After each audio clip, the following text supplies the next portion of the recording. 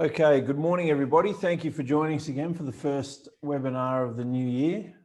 It's been a good break. As I was telling everybody in the lead up here, we're a lot of very positive things happening this year, and I'm going to show you some very positive slides this morning. So, trust you've all enjoyed your break and all is well with you and yours. So let's get started. So starting just quickly, we'll have a quick look at the markets, and then I've got a fair bit of stuff that. About China and about Robinhood and so forth. It's a necessary word. I need, and so we're going to have a bit of a dig into the background around property and some of the resources and things that Australia exports. We've got time at the end for questions. We're going to struggle to keep this one under 30 minutes today. I've put a bit of effort into this and rather excited about some of the slides, but we'll do our best. As always, there's a chat icon on the side, and if you wanted to type a question in, I'll be able to see it and respond to it as we go through. Any difficulty with sound, try turning our video off, but of course this is a video presentation, so video at your end will slow things down. Don't turn the video off, obviously, on me. Well, you could if you wish. So we're going to record it and put it up on the website as usual. If you'd like a copy of the slides from today's webinar, please let us know and we'll get one through to you. We're also, we've tentatively booked a face-to-face update in about 5 to 6 weeks' time up at Charlestown, because it's been too long since we've had any of our face-to-face keeping in touch sessions. But I'd be interested to know from people out there if you'd like to come and see us face-to-face as well, other than in the normal update session.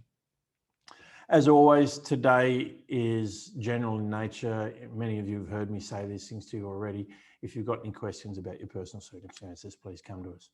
So quickly, looking at the market, we see that effectively the COVID story is largely over. There was the first wave here, then there was a big second wave, courtesy of Victoria, really. There was a little blip back there over the Christmas break in northern Sydney, and now we're down to 3 new cases in the country per day, which effectively means that this thing is largely under control in the country, regardless of what the media is telling us or what the premiers want to tell you. Now, if we come and we look at the stock market, we are pretty much back very close to record highs. If you take the dividends that have been paid out of the stocks, we're pretty much where we were 12 months ago, which is a great story. The market itself is down about 3% for the year, which is really quite small potatoes. It'll another week or so and it'll hit the absolute peak. So depending on what the market does here for the next week. Realistically though, as the weeks move into March and in the middle of March, we're going to see some very strong performance returns out of your portfolios. I'd love to claim credit for those, but as you know, we're neither responsible for the ups nor the downs, but we can plan for them. And it's pretty clear we're through the worst of it from an investment point of view now. It's recovered quite strongly, quicker than everyone had expected. But for those of you that have been with me now for 10, 20 years, this is fairly ho-hum in the sense that, okay, it's another one of these. And those that stick it out do well. And this graph, which many of you have seen before, really tells that story very well. It's a graph of the portfolios. So if you'd started $10,000 portfolio back in 2003, where would you be now in 2021? The answer is if you just put the money in and left it alone, you'd have $43,000. This is despite all the bad news that the media wants you to believe. For those that would try to get in and out, and if we were dumb enough to tell you we knew when to get you in and out based on market volatility, instead of having $43,000, you'd have $8,500 there, which just shows that unless you're some sort of savant, it's almost impossible to pick the days when you should be in the market. So if you look at that as more than 4,000 days, if we miss less than 1% of the days, the magic days, you miss all of it. So the best approach, and it's one that you've heard me talk about many times, is the way we balance your portfolios. It starts with what you need from your money as a retirement income. We make sure that 2 years of that is in cash. We then put another 2 to 3 years of it in low risk government bonds. And the purpose of that money is to be there, not earn very much, but to at least be there so that you're not taking money out of the market at the wrong times, which allows us to put the rest of the money, as needed, of course, but allows us to put the rest of the money over into the growth part of your portfolio to get the 6, 7, 8, 9, 10% returns to make the weighted average return stronger. Now, from time to time, we will need to top up the cash account because that's where the money's being drawn. And from time to time, we will take profits from the growth side to top up the low risk side. You've all been with me long enough to have had this conversation, so you know where we're coming from. But this is about almost using the conservative assets like an insurance policy to buy time for the more growth-oriented assets to have its ups and downs. Go back 10, 15 years ago when you were getting 4 or 5% out of the cash side of the model, you maybe didn't need to take this approach as much, but certainly the last 5 years has proven beyond a shadow of a doubt the value of this approach. Excuse me. Get the COVID cough out of the way. Now, I'd like to just throw a few nice charts at you because I did some digging, and obviously the media likes to scare us with China's bully boy tactics, and we're going to get into that later. But I went looking at some of the key indicators out there for this country, and my gosh, they're positive. Iron ore was one of the ones, and China started picking on us about here, right? And from the moment they started picking on us, the iron ore price went through the roof. Western Australia is now so confident of their economy with the iron ore recovery that they're, you can tell they really would rather not be part of Australia. But it's just been a good story for the exporters of minerals. If we look at copper, if we look at coal, we look at any of these things, the story is very positive. If I look here at, say, crude oil, many of you remember the time, during the middle of this in April, May, when the crude oil price dropped to really staggeringly low levels. It had to hit $40 a barrel for the US shale oil industry to be profitable. It's now back towards 60, and that's deliberate policy settings from the US government, but also, to be fair, from OPEC and things like that. They really realized that it was all in everyone's best interest to get the economies around the world strong. So that's a good story for the US economy, and it's good for Australia to know that the oil prices pushed back a little bit. I wish petrol prices were cheaper, but it's one of those things where the consequences of petrol prices being too low are actually a fairly negative story for the US energy sector and, by extension, the banking sector all around the world. So good story there. I had a look at the beef prices because obviously China doesn't like Australia very much. Guess what? From the moment that China started picking on us, the beef prices have gone up very nicely. Thank you very much. Depending on where you look, we're getting record prices for beef. I think that's a function of both the drought, where people destocked, but also the fact that people are spending money on food, and China needs it as much as anybody. I had a look at barley prices again because barley's a hot topic, right? And so from the moment China made an ass of themselves about it, the barley price has gone through the roof. So again, this story is never put in the media because they don't want you to be positive there. They want you to be upset and terrified that China's trying to ruin this country. And it's simply not happening. If we look at wheat prices, it's the same story. If we look at natural gas, and again, some of these graphs have different time scales. But from the natural gas story, just if I could ask everybody to mute themselves, please. I think Kim, Kim and Eddie are muted.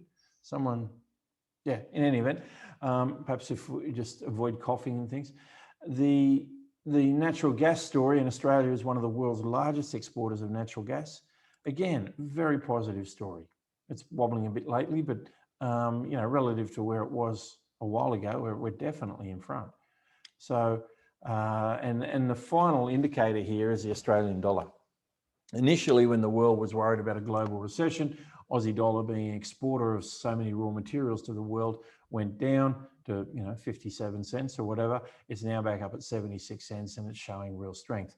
It'd be great if that didn't get any higher, because whilst it's good if you're traveling, we're not traveling. It's better to be able to sell our product overseas cheaper and to take the opportunity that presents itself to get stronger footings in markets.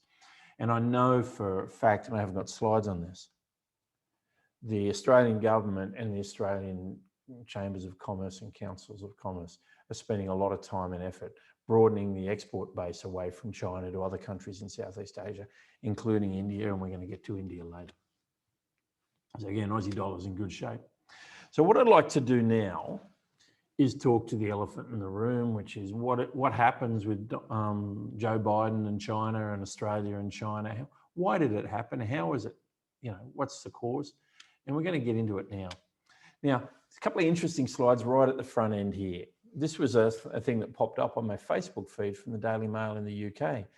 It does sound like China doesn't need Australia, but the truth is there are dozens of cities in China which don't have electricity. Now, this presents a real issue for China if they can't keep their cities warm and lit. So they've got domestic crisis issues. And when you look at it, these are the three major provinces which are struggling with blackouts: Hunan, Jiangxi, and Zhejiang, I think is a pronunciation of that. Now, if the government can't keep the lights on, the government needs to look strong for the people, which is, to me, a lot of the rhetoric about Australia and the rest of the world is very domestic for China. They want and need to look very strong for their people. And part of picking on Australia is to achieve that, but there are consequences. So we find ourselves in a scenario where the Chinese have to be loud and strong. That doesn't mean that anything is going to come of it. And the graphs certainly have shown earlier that that's not the case. Now, lest anybody think that Australia is without sin in this current relationship with China, I just want to remind you, we spoke about this a little while ago, the Five Eyes Network. It's an alliance between the UK, America, Australia, Canada, and New Zealand, where they share a lot of intelligence about the activities of, I suppose you can call them adversaries, and China's a bit that way at the moment. Now, it's all well and good to be part of this Five Eyes group, but the truth is Australia over the last 3 to 5 years has been the leader of the Five Eyes group in agitating against Chinese dominance in the South China Sea and Asia and Africa and the rest of the world. So to be completely truthful, Australia to a certain extent brought this fight on with China. Now, I 100% support the issues that they've brought up. I don't think Australia did the wrong thing. In fact, I'm rather proud of this nation for saying we need to stand up and say, no, you can't bully the rest of the world. You can't treat us poorly. And just in case, again, you haven't caught all the slides, the previous webinars, there's another organization called the Quad, which is a military and security collaboration between India, Australia, Japan, and the USA. And this again is all about surrounding the South China Sea. And Australia and the Quad is basically undertaking a series of military exercises in and around the Chinese zone of influence, specifically so that the Chinese don't dominate this area. And I mentioned in the previous webinar, America has sold a lot of its current generation of technology weapons, which is extremely unusual. They've never done that before. They've sold a lot of their current technology weapons to the countries in that area, such as the Philippines, Indonesia, Vietnam, Malaysia, and co. They don't want a weak Asian area there because they're not trusting of the Chinese agenda. So Australia has fomented this. Australia has created this level of tension. I think they've done the right thing. I'm proud of them for doing it. However, the Chinese weren't going to take it lying down. So here's an interesting piece. This is a document that I mentioned in a previous webinar, but it's worth revisiting because we've got a new president in town, a new sheriff in town. So this is a published document, and it's effectively an economic declaration of war from America against China. And there's just some interesting things to read here. So United States rethink the policies of the last 2 decades, assuming that there are benign actors and trustworthy partners. For the most part, this premise has turned out to be false. They're talking about China and Russia. They will continue to challenge Beijing's propaganda and false narratives that distort truth and demean American values. They will not accommodate actions that weaken a free, open, and rules-based international order. You can tell this is very direct. This is extremely direct. They see no value in engaging with Beijing for symbolism and pageantry. Now, that's a bit of a poke at Obama to be truthful. Now, another document, the PRC, another part of this document, PRC government, People's Republic of China, has fallen short in the following areas: trade and investment, freedom of expression and belief, political interference in other nations, freedom of navigation, which is the South China Sea, cybersecurity and espionage, weapons proliferation, environmental protection, and global health initiatives, which is all about COVID.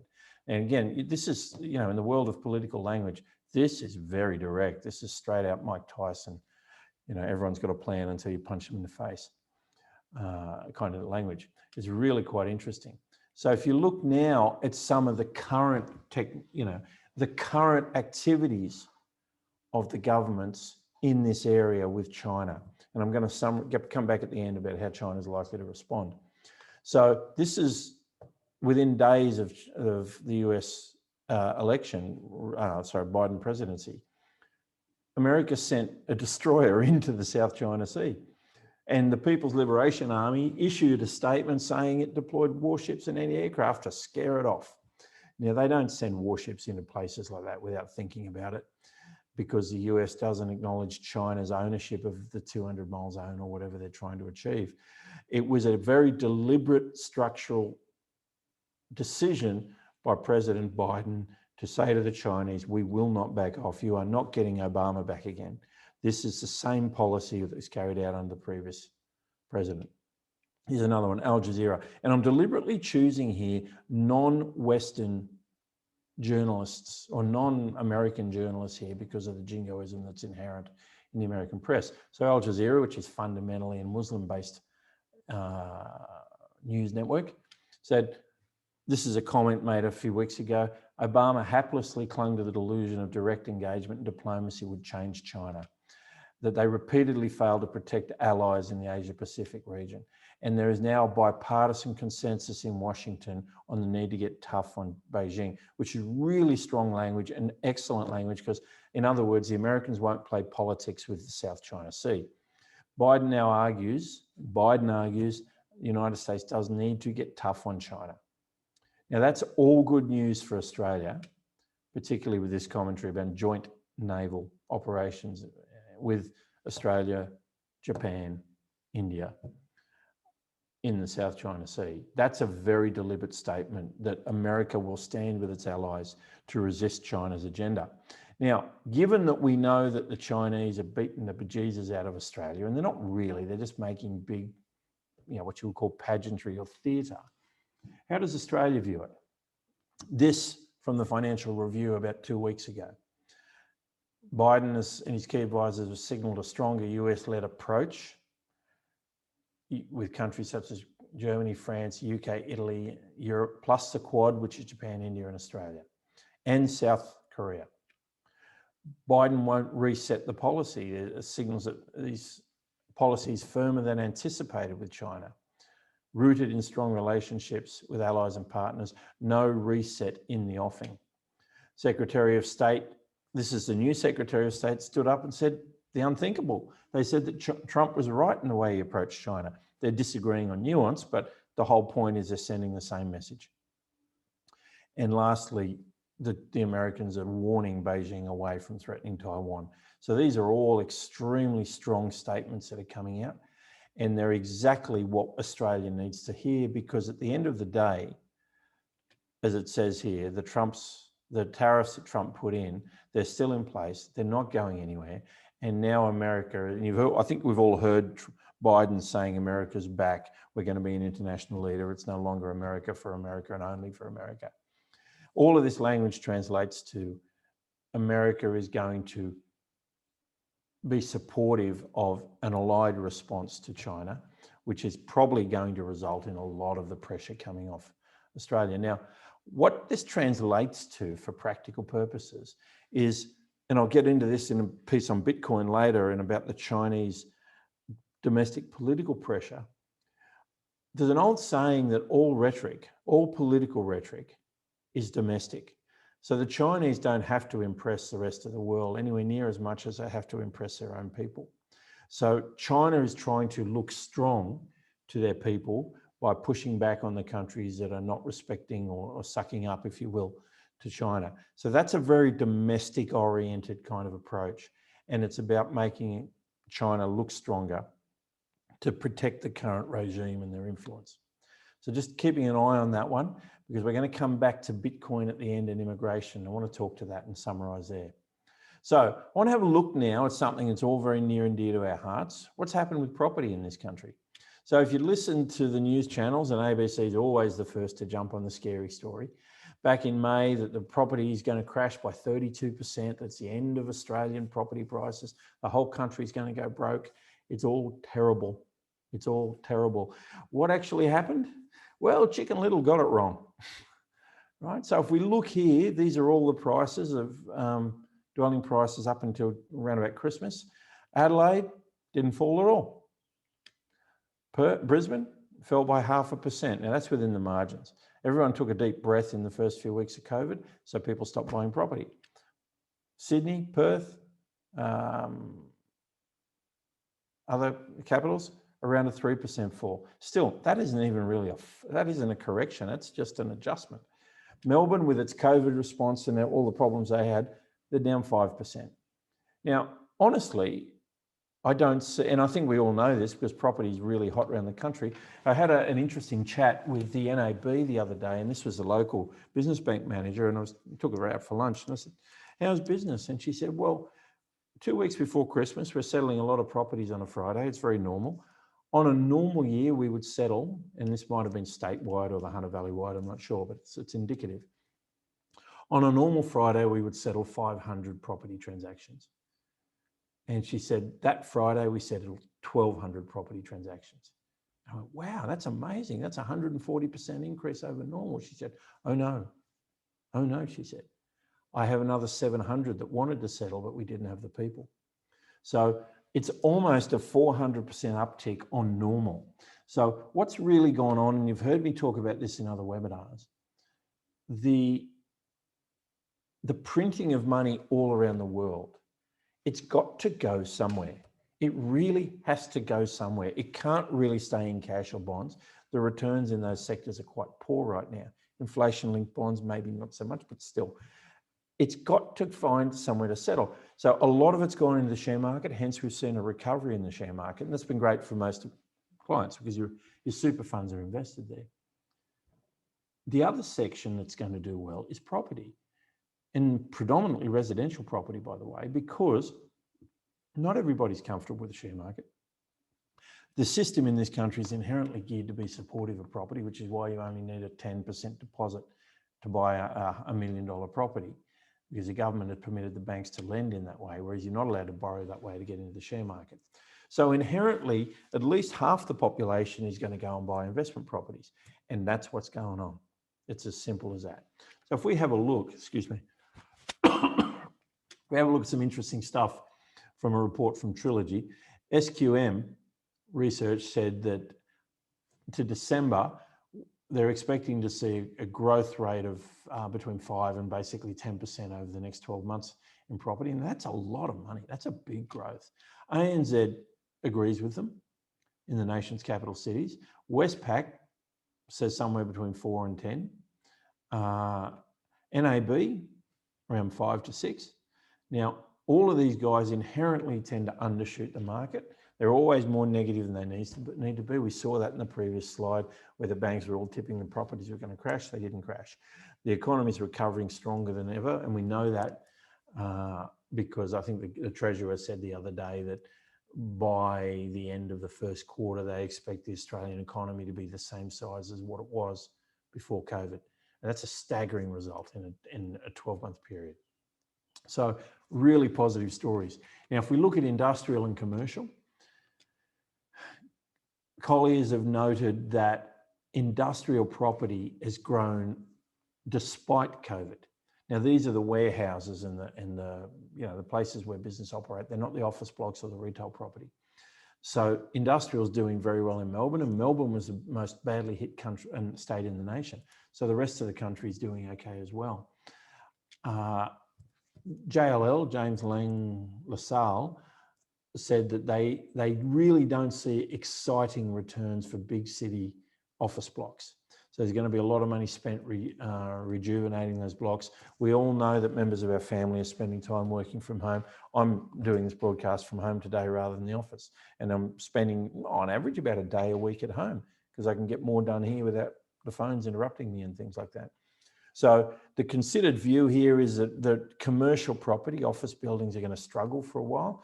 I was talking with a fairly senior lender from Westpac, and he's senior in a national sense.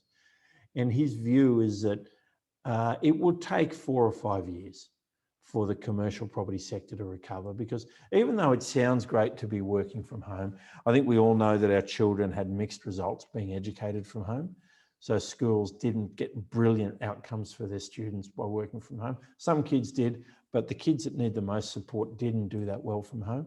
You're going to get the same result happening in the way businesses operate. But I can tell you for now that, you know, our head office in Retire Invest and things like that, they're in a mixture of work in the office and work from home.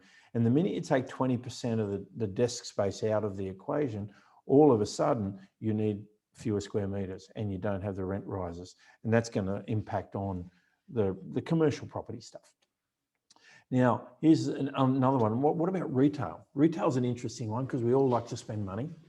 So these are not retail sales. These are purchases of retail office or retail buildings. So they're basically the David Jones buildings or the shopping centres and things.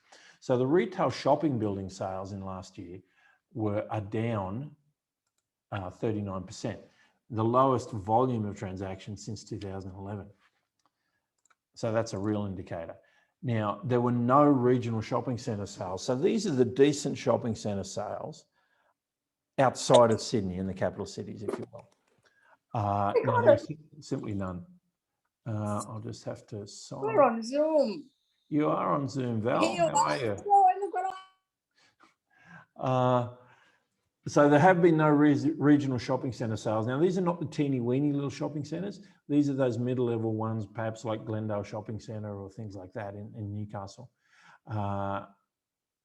Yet, curiously enough, neighbourhood shopping centres was the strongest shopping centre sector for sales. These are these little shopping centres like Georgetown or Tanambit or places like that, or Rutherford, where they're quite small and quite affordable, and there's been quite a lot of interest in that space. And that gets really interesting when you look at online sales in a second.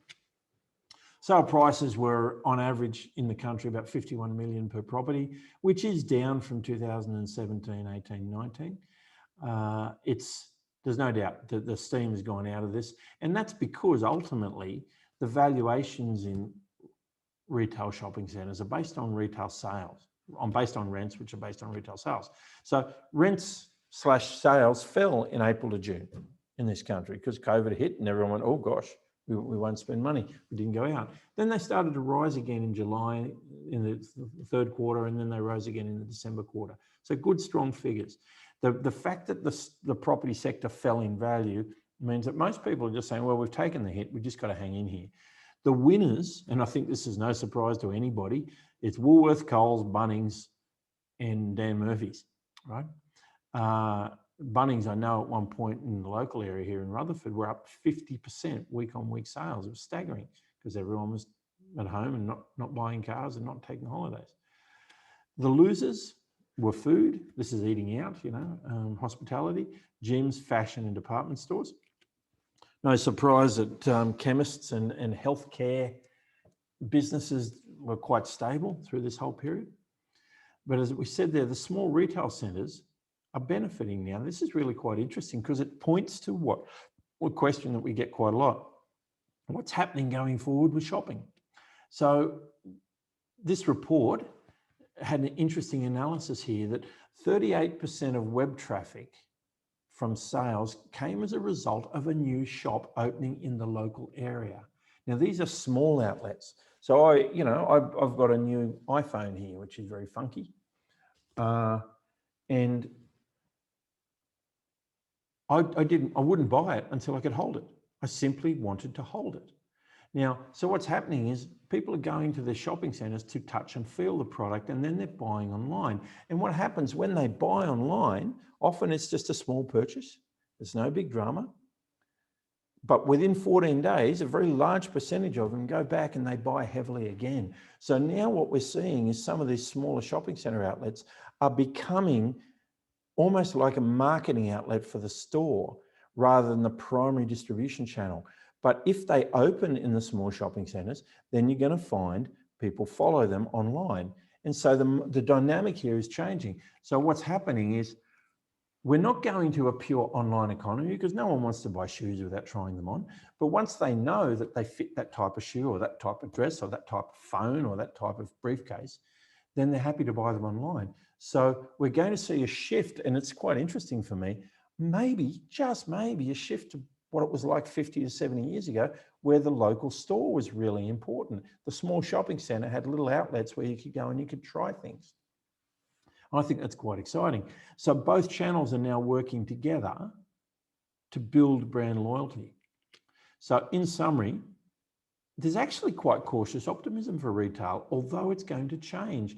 And we may see less of the huge shopping centres and more of the smaller local shopping centres with little micro outlets. It's quite fascinating. But again, quite a positive story in the end. So in summary, let's just talk about housing prices. The 4 eyes of housing prices, and I invented this, but it seems to be making sense. There are 4 factors that drive house prices. One is income, either income in terms of wages or income in terms of rent from owning the property. The second one is interest rates. They're low and they're going to stay low. They're not going to start bouncing up anytime in the next year or two. I think we can count on 5 years of absurdly low interest rates. And I know for a fact that the American government, the Australian government is really pumping now to get a bit of inflation back in. Now that's for 2 reasons. As the economy grows, debt becomes more affordable. Now you can grow the economy by literally selling more goods and services. You can grow the economy by finding more markets or having more consumers, or you can grow the economy with inflation. Inflation has always traditionally not been well thought of, but we don't have a whole lot of choice right now. Immigration stopped dead. People aren't making enough babies despite Peter Costello's best efforts. So what we're going to see is a lot more tolerance for wages rises. So as the wages go up, the cost of owning a house goes down in terms of interest on mortgages and things. You're going to find property prices being supportive, and that is exactly what's going on right now. But from either a small micro level, which is as an investment property owner, if the rents grow and the property prices grow, the size of the debt shrinks as a percentage of those factors, you start to feel more relaxed. As at a national level or a state level, the bigger the economy through inflation or any other factor, the more affordable the debt. So the governments need growth in the GDP, and they'll take it as inflation if they can't get it any other way. Now, immigration's a fascinating one. I think you've heard me before on these slides. Immigration has been the mainstay of Australia's growth over the last 100 years. It grows the economy by simply growing the number of people. An interesting figure I got from an academic named Andrew McLeod on an interesting podcast the other day was every immigrant that comes to this country creates 1.1 jobs. They don't take jobs, they create jobs. So it's really important here that we actually understand that. And I think Australia as a rule knows that for a fact. There's no question, you live out in Maitland, it's fairly traditional Catholic, Protestant, Anglophile sort of stories out here in Maitland. You go to Sydney, it's not like that at all. That's some of my best friends are, Greeks, Italians, Lebanese, and Asians. It's perfectly okay. I just like hearing them with an Aussie accent. So I think we're in a place now where we're going to see a lot of immigration. Canada came out the other day and said they're bringing in 1 million people over 3 years. They know that Canada is a very similar country to Australia. They need population growth to have economic growth. Australia has traditionally been bringing in about 230 to 250,000 people a year. About 50,000 people leaving a net migration of 160 to 200,000 a year. That's going to grow. They won't talk about it. The media will leave it alone because the pollies won't be creating an issue out of it. But the future of this country lies in immigration, as well as the growth of the Asian economies and the diversification of our export base to those Asian economies. We're going to go back to the traditional stuff around students, because students coming in are going to help the rent returns in major cities and things like that. Expect to see strong growth in income, low interest rates, back to probably 4 or 5% inflation rates, because that's controllable, and it's a little bit of the old Keating, boom and bust times. But we need to do that to put this period behind us economically. And again, I don't know if you're tired of me saying it. I hope you don't. Why would you live in any other place than this country? Pick another country. There's nowhere like Australia in terms of security and wealth and prosperity and freedom. Doesn't matter what the rhetoric is. I maintain we live in the best country in the world, and we live in the best state in the country, and we live in the best part of the best state in the Hunter region, plus or minus a few hundred miles north or south. This is just a spectacular piece of evidence that we're in the right place at the right time. And fortunately, the growth in Africa, the growth in India, and the growth in Asia needs the stuff we make. We grow the cleanest food, we have the cleanest fuel, we have the cleanest iron ore, and the rest of the world is nowhere near us in terms of stability and competence. So the story for Australia from a 10, 20, 30-year perspective is really strong. The story from Australia at the moment is quite strong. The story over the 3 to 5 years is quite strong. So I'd be quite positive. Now, in a little segment I was tempted to call Gill's Conspiracy Theories, I'm going to have a look at Bitcoin and gold. I hope you find this interesting, because this has been intriguing me for a little while now. Bitcoin is an electronic only currency. It has no country backing it up. It's the only real, well, there are other currencies like it now, Dogecoin if you listen to Elon, but the whole idea of a blockchain currency took quite a long time to grow, but now it's here, it does work. But just as a contrast to say, oh, I don't like electronic currencies, 92% of every US dollar ever issued was never printed. It's always electronic. It always has been electronic. The truth is we trust the banks to keep the records straight. Bitcoin has that security built into the nature of Bitcoin. We don't need a banking institution to do it and to charge us what they charge us. Now, how are Bitcoin and gold similar? Truth is, they're actually quite similar in some ways. They store value. They don't earn income. They are international in nature, and they both become quite popular in risky, dangerous, volatile times, which has definitely been happening here in Australia. So if we look at an interesting ratio, because this tells me a lot about Australia's future in immigration, this is my take on it anyway. If we plot the ratio of 1 Bitcoin to 1 ounce of gold, or as my brother likes to say, an ounce of gold is the price of a good suit, likes to say, we see a really interesting statistic. Bitcoin started in 2008, and it took until about 2016 before people started to think, hey, this thing's a real thing, it's not going anywhere. It then took off, right, and was worth up to 15 ounces of gold. Then it fell back and it settled, plus or minus some speculative movements. It settled on or about 5 times ratio, which means 1 Bitcoin is worth 5 ounces of gold. Now, at the moment, Bitcoin's worth about $58,000 each, and gold is worth about $2,300 each. The ratio of Bitcoin to gold is now up in the 20s. If I did this in US dollars, it'd be approximately 25, but the Aussie dollar growth in the last few months has muted that just a little, because Bitcoin tends to trade in US dollars. Now, I don't really know what that means, but I've got some theories, and I hope you don't mind me sharing them with you. But what's going on right now since COVID to make Bitcoin explode? And so you've got to get back to this thing. What is going on? How are Bitcoin and gold different? And they're similar in that they can store money and they're popular in risky times. But the difference here is gold is where you can legitimately put money. You can put money into either. But with gold, they can kind of trace you, because you can't buy gold by going to the shop in any major quantity. You've got to, it's all electronically tracked. But with Bitcoin, no one tracks you, right? They literally cannot tell whether you've purchased or sold Bitcoin.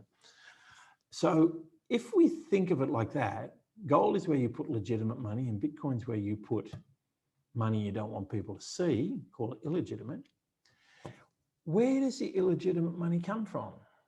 Arab countries? Well, to be honest, no, the Arab money is legitimate. They don't need to hide it. Drugs? Well, yes, that's clearly illegitimate. But the issue with drugs is that the drug trade all around the world has really been curtailed by COVID, because people aren't moving. I know I was listening to a podcast, and it was a strange one. This comedian is a drug user, or was a drug user, and he said in the day you could buy an ounce of cocaine in Perth for $100. Now it's $400 an ounce because they can't get the cocaine into Perth. So drug money's curtailed, right? Perhaps Russia. Yeah, well, Vladimir Putin's rumoured to have some poor health. Maybe if there's going to be regime change in Russia, there's certainly going to be a few people with bullets in their heads. Maybe the Russian economy is driving a lot of wealth transfer. That could be it. But one of the things that people don't know is that the Russian economy is actually the same size as the Australian economy. So do you think Australia could drive the international Bitcoin phenomenon? I honestly don't feel we're big enough. We're only about 1.6% of the world economy. So my intuition here is maybe Russia's got a bit to do with it, but we're not big enough. But these guys are. China is 15 times the size of Australia. There's an argument as to exactly which is the largest economy in the world, China or America at the moment. Now, this gentleman on the screen, I don't know if any of you know who it is, but his name is Jack Ma. He's the richest man in China. He owns a company called Alibaba, which is a Chinese version of eBay or Amazon. Amazon, really. And he's an extremely wealthy man. About this time last year, he started to complain a lot about the Chinese government and their attitude to business. In October, he disappeared. He simply disappeared, along with 4 or 5 other billionaires in China that were being re-educated. He's just reappeared in the last couple of weeks, saying all the right things about China. Right? My impression here is that there is a lot of pressure on the Chinese economy, not least of which because of this place, Hong Kong.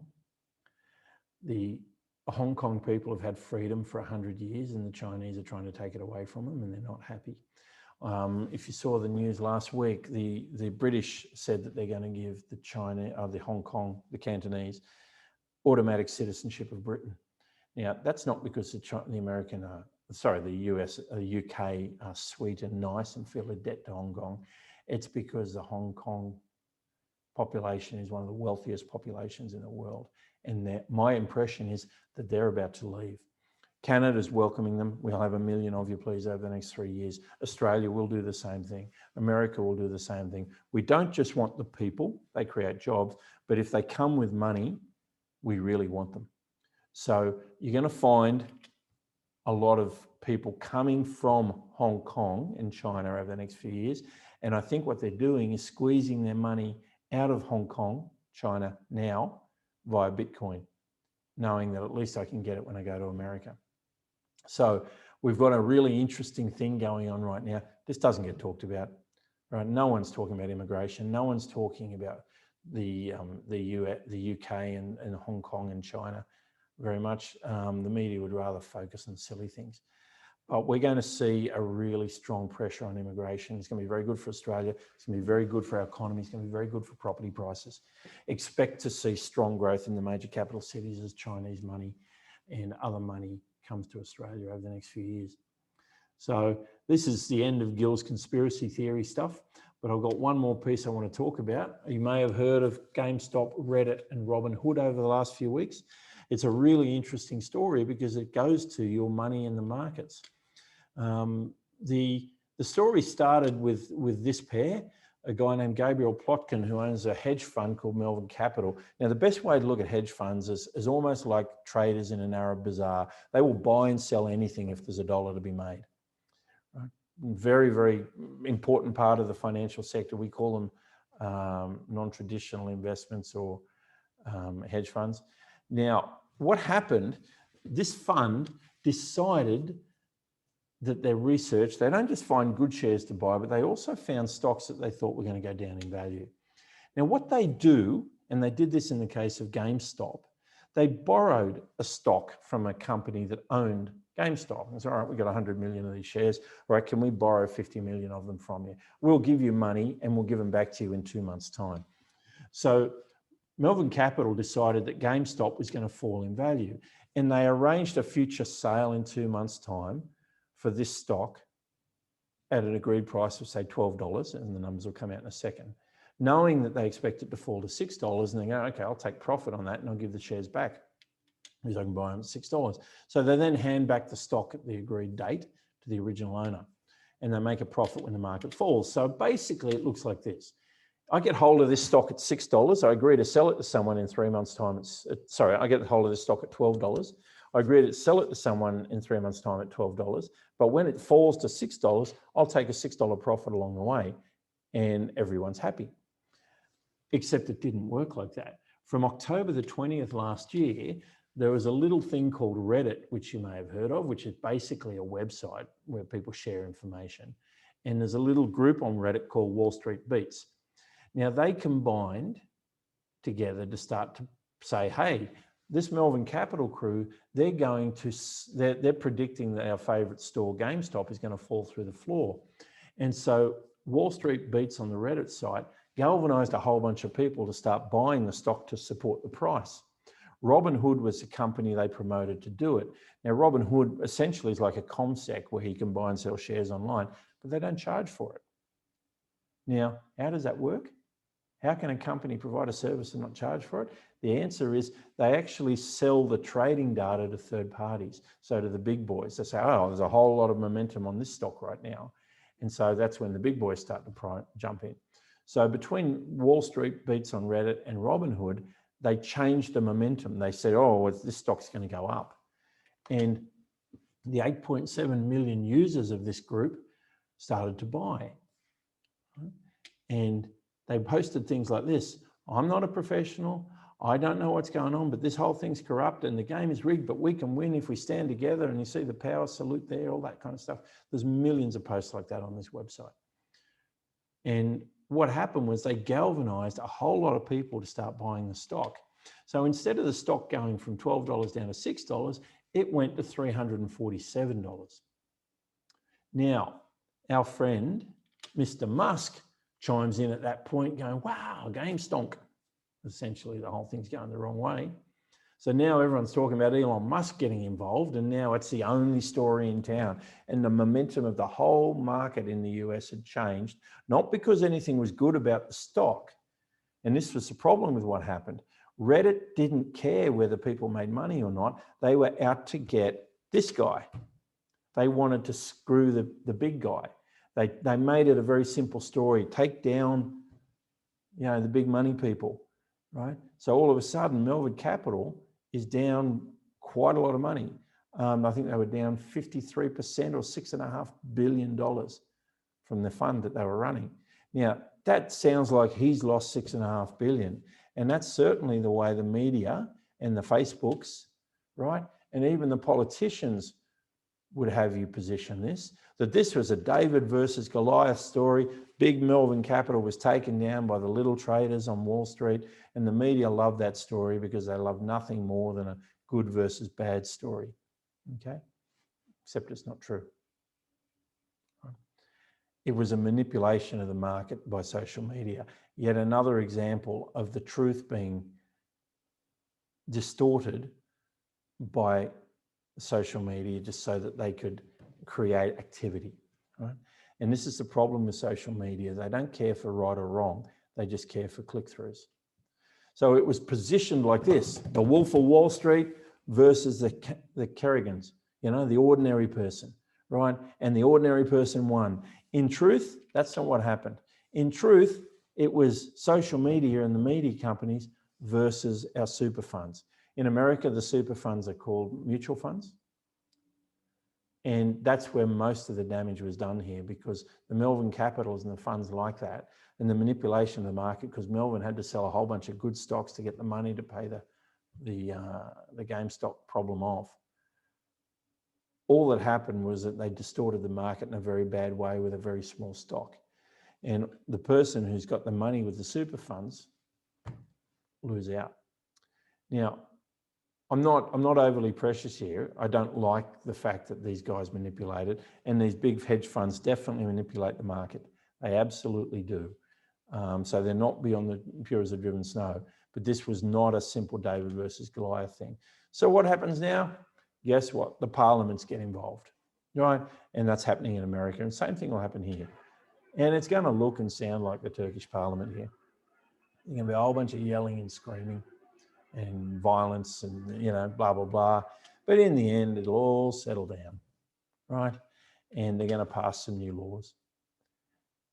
and you're not going to be able to manipulate the market. There's got to be an obligation, as there is in our field. You can't tell someone to buy a share and then say that, hey, I'm not responsible if they lose money.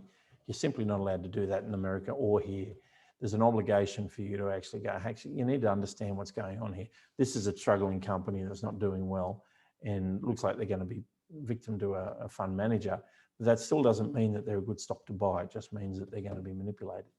So I expect we're going to see a bit of noise around this sort of stuff because social media, yet again, has changed things and said, hey, we didn't do it. We're not really in charge of the content on our systems. But the media loves talking about it. The media loves a David versus Goliath story. It's not going to work out like that. So that's pretty much the end of our session today, folks. I really hope you've enjoyed it. It's been an interesting few weeks. We'll be back again in about a month. But as I said at the beginning, we're going to have a face-to-face keeping you in touch session in Charlestown at the Charlestown Bowling Club in about 5 or 6 weeks' time. We'll send an invitation out. Ideally love you to come, but if you don't feel comfortable coming because of COVID and all those sort of things, I understand that, but would you mind telling us so that we can get a sense of whether this thing should go ahead or not? It's a little bit hard to gauge the mood of everybody at the moment, whether they're confident to go out or not. And obviously, because we have some older clients, we need to be cognizant of that. But I would appreciate you giving us some feedback one way or the other. Now, as always, it's been a pleasure. I hope you've enjoyed today's session. I certainly went off on the esoteric and the conspiracy theory stuff, but I hope it makes sense to you. As always, the team is growing and we stand ready to help you. The number of advisors is growing, number of support staff are growing. It's going to continue to grow this year, so expect new faces. But it's been a privilege to serve you. I trust your families had a safe and very happy Christmas and New Year's.